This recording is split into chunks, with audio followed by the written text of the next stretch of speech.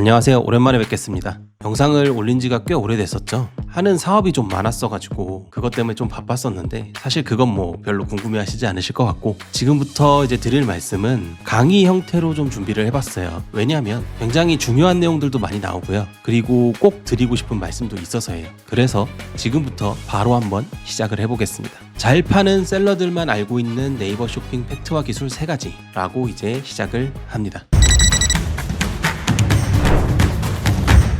상품명에 대해서 먼저 드릴 말씀이 좀 있어요. 요거는 정보에 대한 내용은 아니니까 편하게 들어주시면 될 것 같고요. 자, 모두가 오해하는 게 있는데, 그리고 특히나 신규 셀러분들이 오해하는 게 있는데, 상품명이 무슨 마법으로 알고 계시더라고요. 근데 상품명은 마법이 아닙니다. 상품명 하나로 상위 노출을 할 수 있다, 이런 얘기들이 이제 강의 형태로 판매가 되고 하잖아요. 근데 그것은 아닙니다.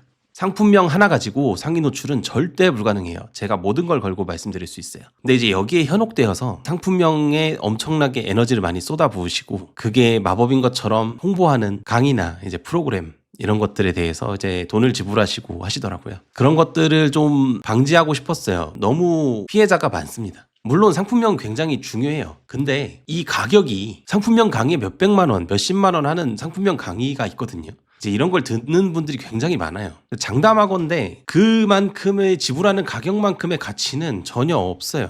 그들이 이제 수십, 수백만 원씩 받으면서 이야기하는 텀스를 활용한 이제 상품명 작성 방법, 그게 사실은 제가 몇 년 전에 최초로 오프라인에서 강의했던 내용이거든요. 근데 그것이 이제 퍼져나가면서 살이 붙어요, 계속. 그러면서 뭔가 있어 보이도록 꾸며진 것이 현재 상품명 강의라고 이제 나와 있는 것들입니다. 이게 진실이에요. 그래서 정확하게 딱 말씀드릴게요. 상품명에 대한 건 제가 유튜브에 업로드한 영상들만 보셔도 완벽합니다. 더 이상 상품명에 뭐가 더 있다고 속지 마셨으면 좋겠어요. 그래가지고 오늘은 뻔한 상품명 얘기 말고 제가 유튜브에서 수없이 얘기했던 상품명에 사용하는 그 텀스의 다른 활용법과 많이들 하는 실수에 대해서 이야기 좀 해보려고 합니다. 이거 꽤나 중요할 수도 있어요. 자, 이제 텀스가 뭔지 모르시는 분들이 계실 텐데, 그런 분들께서는 제 이전 영상들 한번 쫙 시청하고 와주시면 좋을 것 같아요. 텀스의 활용법, 네이버 쇼핑의 적합도에는 여러 가지 항목들이 포함되지만 그중 가장 큰 것은 검색어와 맞는 카테고리, 상품명, 스토어명이라고 말씀드렸었어요.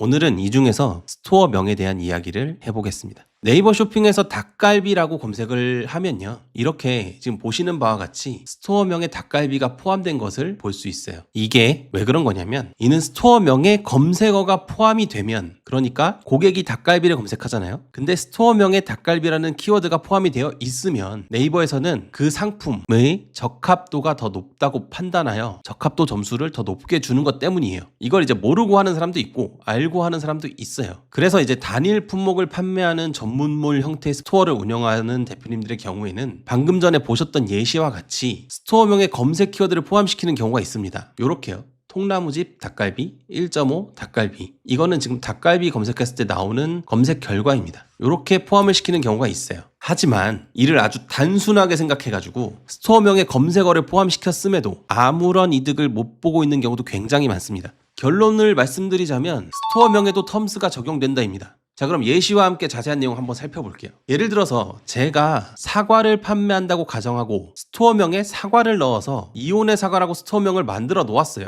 그렇게 팔고 있었던 거죠. 근데 욕심이 나는 거예요. 사과뿐만 아니라 햇사과 키워드에서까지 적합도 가점을 받고 싶어진 겁니다. 그래서 스토어명을 이온의 햇사과로 변경했어요. 그러고 나서 이제 사과와 햇사과 모두에서 적합도 가점을 받게 되겠지? 라며 이제 행복한 상상을 하게 되는 거죠. 근데 이렇게 하고 나서 슬프게도 오히려 사과 키워드에서 순위가 하락을 하게 되는 거예요. 왜일까요? 이유는 텀스가 스토어명에도 적용되기 때문이에요. 텀스는 네이버 쇼핑의 키워드 사전이라고 보시면 됩니다. 위 사진에서 보시다시피 햇사과는 그 자체로 완성형 키워드예요. 즉 이온의 햇사과로 제가 스토어명을 변경했잖아요. 그럼 변경함과 동시에 스토어명에는 사과 키워드가 없는 게 돼버리는 겁니다. 이해되시나요? 복잡한 예시를 하나 더 해볼게요. 들기름을 전문적으로 판매하는 업체가 있다고 해볼게요. 그래서 스토어명을 산동네 들기름으로 지었었는데 또 욕심이 나는 거죠. 들기름에 이어서 생들기름 키워드에서도 가점을 받고 싶어요. 그리고 국산 들기름 키워드에서도 가점을 받고 싶어요. 그래서 스토어명을 국산 생들기름으로 변경을 했습니다. 그러면 어떻게 될까요?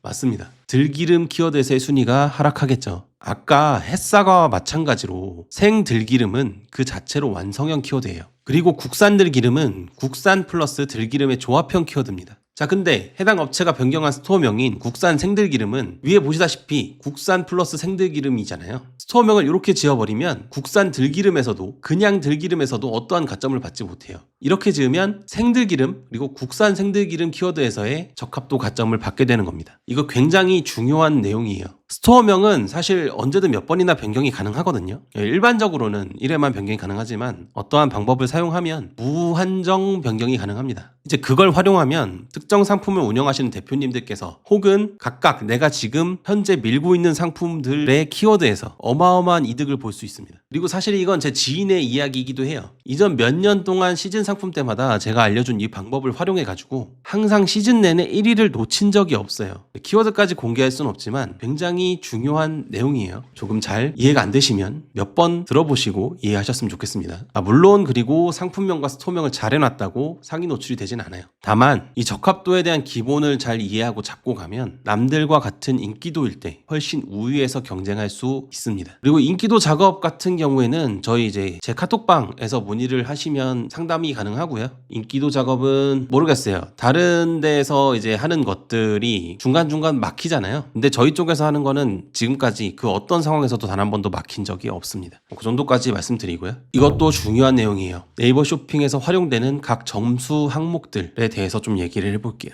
몇 달 전에 제 카톡방에서 무료 강의를 통해 선공개를 했던 적이 있거든요. 몇 달 전인지는 제가 기억이 안 나는데 꽤 오래됐어요. 네이버 쇼핑에서 랭킹 산정할 때 활용하는 각 점수들을 일부 유튜브에서도 공개를 하겠습니다. 지금 공개하는 이 점수들은 100% 오피셜이에요. 제가 증거까지 공개할 수는 없어서 뭐 믿거나 말거나지만 최대한 쉽게 풀어서 공개하도록 하겠습니다. 자, 클릭 점수는 원래는 2일, 7일 클릭이 점수에 반영이 됐죠. 지금도 같아요. 2일, 7일 점수가 반영이 되지만 30일 클릭이 간접적으로 영향을 줍니다. 30일 클릭이 직전 클릭과 2일, 7일과 클릭 대조를 통해서 어떤 것을 얘네가 확인을 해요. 그 확인하는 거는 뭔지 이제 말씀드릴 수는 없고, 그래서 클릭도 꾸준히 발생해줘야 한다라고 이해하시면 됩니다. 그리고 판매 점수는 2일, 7일, 30일 그대로고요. 리뷰 점수가 지금 알고 계신 분들이 거의 대부분 분들이 누적 리뷰 개수, 그러니까 리뷰 1000개면 만점이고 21개면 2점이고 뭐 요렇게 지금 이제 다들 알고 계실 텐데요. 누적 리뷰 개수 점수는 있습니다. 근데 다만 점수가 리뷰 최신 리뷰가 달리는 개수의 점수가 있거든요. 그래서 그거를 다들 간과하고 계세요. 이 점수가 어떤 키워드에 따라서는 굉장히 강력합니다. 그래서 그 기준이 뭐냐고 이제 말씀드려보면 7일, 14일, 30일, 6개월, 1년 동안에 달린 리뷰 개수를 점수로 환산해서 랭킹에 적용을 해요. 물론 누적 리뷰도 적용을 하고요. 그래서 저희가 알고 있는 누적 리뷰로만 점수가 산정된다고 하는 것은 반은 맞고 반은 틀린 거예요. 그럼 저희는 어떻게 해야 되겠어요? 최대한 고객이 리뷰를 많이 달 수 있게 리뷰 이벤트를 한다든가 어떤 행동을 통해서 리뷰를 유도를 많이 해야겠죠. 그래서 그렇게 알고 계시면 될 것 같고, 최신성 점수도 역시 그대로입니다. 20일에서 30일마다 감소하는 거 그대로예요. 자, 그리고 이제 모르셨던 점수들이 리뷰 포함 몇 가지 보이실 텐데, 자, 저희는 네이버 가격 비교를 얘기를 하고 있어요. 네이버 플러스 스토어는 이제 다른 로직이 또 적용이 되고 가격 비교에 대해서 얘기를 하고 있는 건데, 이게 네이버가 가격 비교라는 거를 알고 계셔야 돼요. 그래서 가격에 대한 점수를 줍니다. 정확히 말씀드리면 가격이 싸면 저렴하면 점수가 높아져요. 근데 네이버는 키워드마다 매일매일 랭킹에 반영되는 각 점수들의 가중치가 바뀌어요.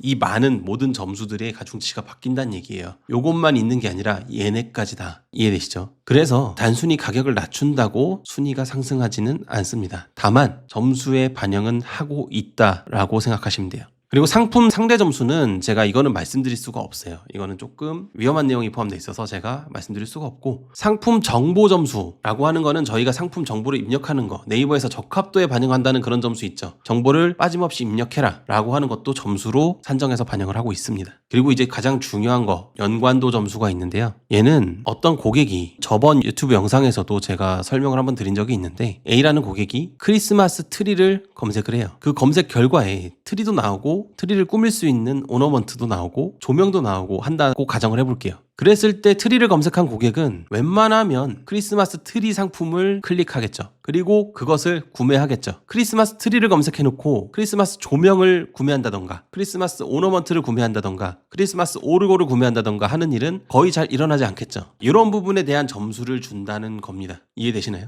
그래서 연관도라고 하는 거예요. 어떤 고객이 검색을 했을 때 그 검색어로 내 상품이 그 검색어로 인해서 클릭과 판매가 많이 발생한다면 그 키워드에서 연관도 점수를 더 책정해서 준다라고 이해하시면 됩니다. 자, 그리고 이 모든 것들이 종합돼서 이제 종합점수라는 것이 산정이 되는데, 자, 종합점수가 있고 가중치 종합점수가 있는데 요거는 이제 사실 아실 필요 없고, 요것도 맨날 듣던 얘기죠. 인기도 점수, 적합도 점수, 신뢰도 점수. 요것들이 이 각각의 점수들로 인해서 산정이 된다라고 이해하시면 되고요. 그래서 마지막에 최종적으로 랭킹에 반영이 되는 겁니다. 자, 어려운 거 없죠. 제가 말씀드렸다시피 공개할 수 없는 점수도 존재하긴 해요. 지금 여기에 적어놓은 이거 말고도 몇 가지가 더 있는데 그것까지 제가 공개할 수가 없고, 하지만 이 정도만 아셔도 스토어 운영한 데는 아무런 문제가 없습니다. 자, 이렇게 아무 데서나 들을 수 없는 정보를 몇 가지 말씀드렸는데요. 이해가 잘 안 되신다면 몇 번 반복해서 들으셔서라도 꼭 내 지식으로 만드시길 좀 바라겠습니다. 지금까지 제 유튜브나 강의를 꾸준히 들으셨던 분들이라면 충분히 이해하실 수 있을 거라고 생각되고요.